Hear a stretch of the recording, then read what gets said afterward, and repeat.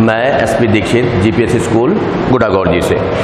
बेटे इसके पहले अपना ये चैप्टर 15 चल रहा था अनुवांशिक अभियांत्रिकी। तो अनुवांशिक अभियांत्रिकी में मैंने आपको इंट्रोडक्शन बताया था। इंट्रोडक्शन के ही अंतर्गत आपका इसमें ये पहला पॉइंट्स है, इसमें पुनर्योगज डीएनए प्रौद्योगिकी।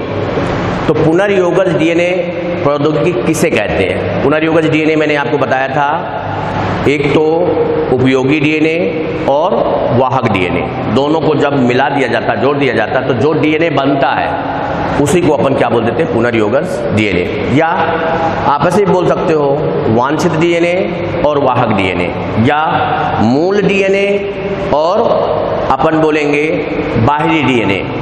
मूल डीएनए और अपन बोलेंगे बाहरी डीएनए, दोनों को जब जोड़ दिया जाता है जो डीएनए बनता है उसी को अपन क्या बोल देते हैं? पुनर्योगज डीएनए। अब इसमें पुनर्योगज डीएनए प्रौद्योगिकी क्या है? तो पुनर्योगज डीएनए प्रौद्योगिकी के अंतर्गत आप ध्यान रखें कि इसके अंतर्गत किसी जीव में जीनों का फेरबदल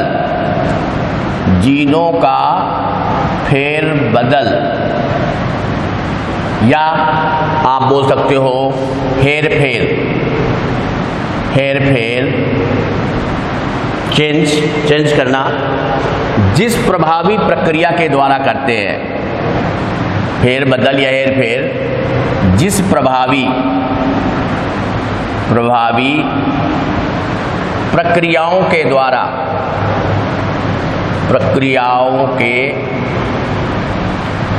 द्वारा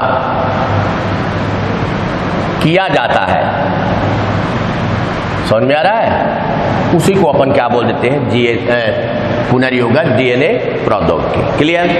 मतलब किसी भी जीव में जब जीनों का फेरबदल जिस प्रक्रमों के द्वारा या जिन प्रक्रियाओं के द्वारा किया जाता है उसी को अपन पुनर्योगज डीएनए प्रौद्योगिकी कहते हैं। इसके बाद इसी में आपका है जीन अभियांत्रिकी, जिसको अपन बोल देते हैं जेनेटिक इंजीनियरिंग। जीन अभियांत्रिकी या तो जीन अभियांत्रिकी का मतलब क्या होता है? किसी जीव में जीनों का फेरबदल, शॉर्टकट में आप समझ लो, जीनों का फेरबदल वो आपका क्या कहलाएगा? वो आपका कहलाएगा जीन अभियांत्रिकी।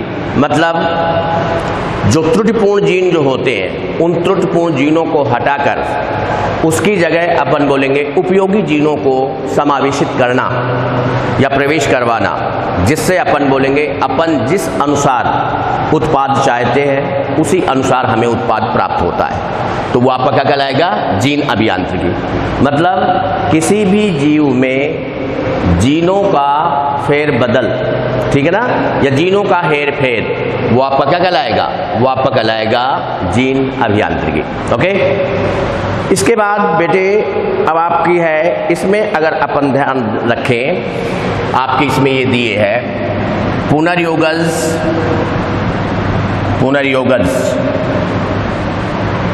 डीएनए की खोज। मैंने पुनर्योगज आपको डीएनए बताया ही था, ठीक है। और एक बार मैं बता देता हूं, मतलब ये आपका सपोज करो, ये आपका क्या है? ये है उपयोगी डीएनए, ठीक है। और ये क्या है? ये सपोज करो आपका ये है वाहक डीएनए, ठीक है। अब इनको सपोज करो अपन ने इसको यहां से काट दिया और इसका कुछ पार्ट काट कर अपन ने इसमें यहां पर जोड़ दिया। ये कटा हुआ भाग है इसका, और यहां पर अपन ने किसको जोड़ दिया? उपयोगी डीएनए। तो ये तो आपका वाहक डीएनए है, ये वाहक डीएनए है, और ये क्या हो गया?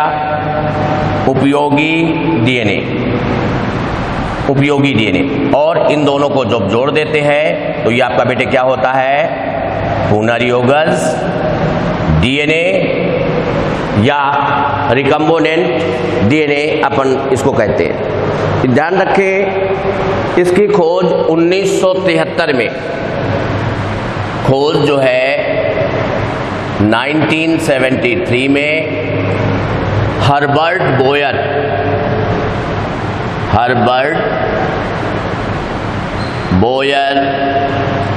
एवं कोहेन, हर्बर्ट बोयर एवं कोहेन ने अपन बोलेंगे इसकी खोज किया था। समझ में आया ना? और इसमें किसके किसके डीएनए का उपयोग हुआ था? इरिशिया कोलाई और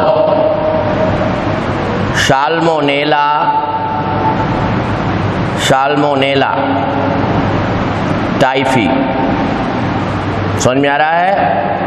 मतलब इरिशिया कोलाई और साल्मोनेला टाइफी, इन दोनों के डीएनए को जोड़कर अपन बोलेंगे जो है प्रथम पुनर्योगज डीएनए का निर्माण किया गया था।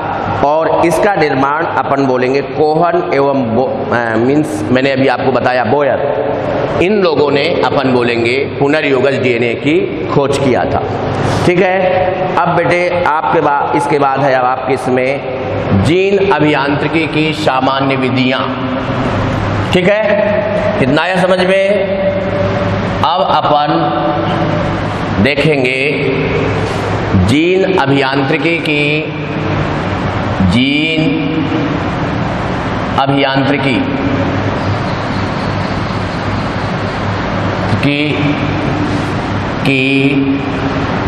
सामान्य विधियां। ठीक है, जीन अभियांत्रिकी की सामान्य विधियां। अब इनमें अगर अपन देखें, यहाँ ध्यान दीजिएगा, सामान्य विधियों में तो इनमें से अगर अपन देखें तो इसकी सामान्य विधि के अंतर्गत अपन बोलेंगे पुनर्योगज डीएनए तकनीक, पुनर्योगज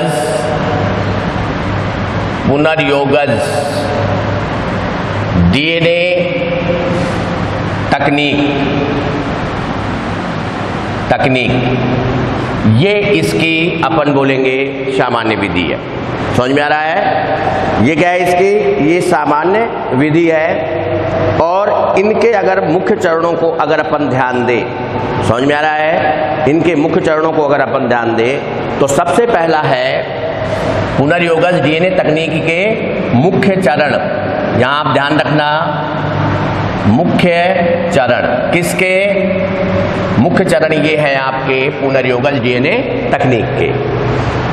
अब जीन अभियांत्रिकी की सामान्य विधि कौन सी है? पुनर्योगज डीएनए तकनीक। और इसके अंतर्गत ये अपन बोलेंगे जो इसके जो मुख्य चरण है, मुख्य चरण आप देख लीजिए। सबसे पहला है अपन बोलेंगे इसमें वांछित जीन की पहचान व पृथक्करण। वांछित या उपयोगी जीन की पहचान व पृथक्करण। ठीक है, उपयोगी जीन की पहचान व पृथक्करण। पृथक्करण मतलब अपन बोलेंगे जो उपयोगी जीन है उसको अपन बोलेंगे अलग करना।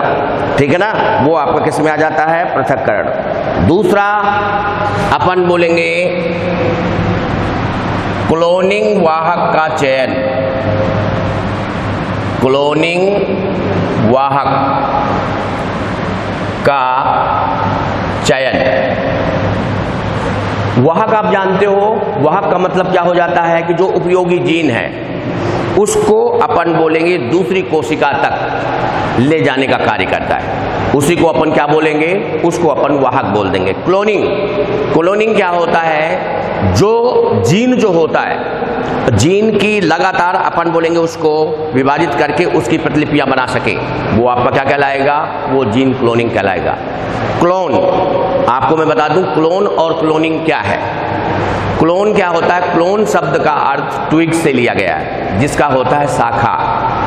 मतलब अपन बोलेंगे एक पादप में अगर अपन देखें तो बहुत सी शाखाएं होती हैं, और अनुवांशिकी आकार की और अनुवांशिकी में क्या होती हैं, समान होती हैं। तो उसको अपन क्या बोलते हैं, क्लोन। मतलब कोशिकाओं का ऐसा समूह जो आकार की और अनुवांशिकी में क्या होता है, सामान्य होता है, समान होता है, उसी को अपन क्या बोलते हैं, क्लोन। और उन्हीं की संख्याओं को लगातार बढ़ाने के लिए, लगातार प्रतिलिपि बढ़ाने के लिए वही आपका क्या कहलाता है, क्लोनिंग। ठीक है, तो क्लोनिंग वाहक का चयन दूसरा है। या इसके बाद अब आपके इसमें आता है, अपन बोलेंगे वांछित जीन का क्लोनिंग वाहक में निवेशन। वांछित जीन का क्लोनिंग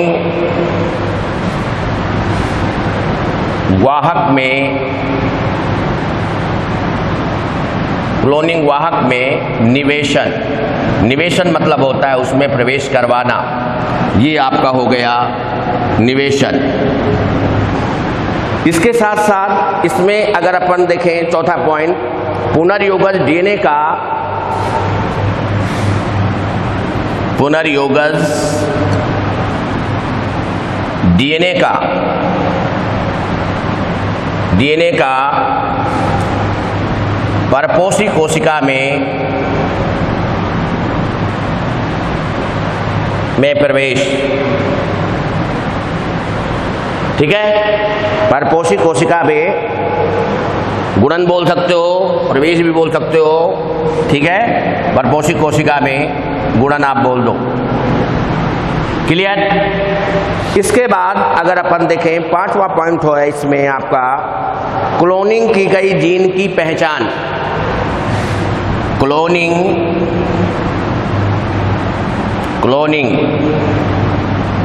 की गई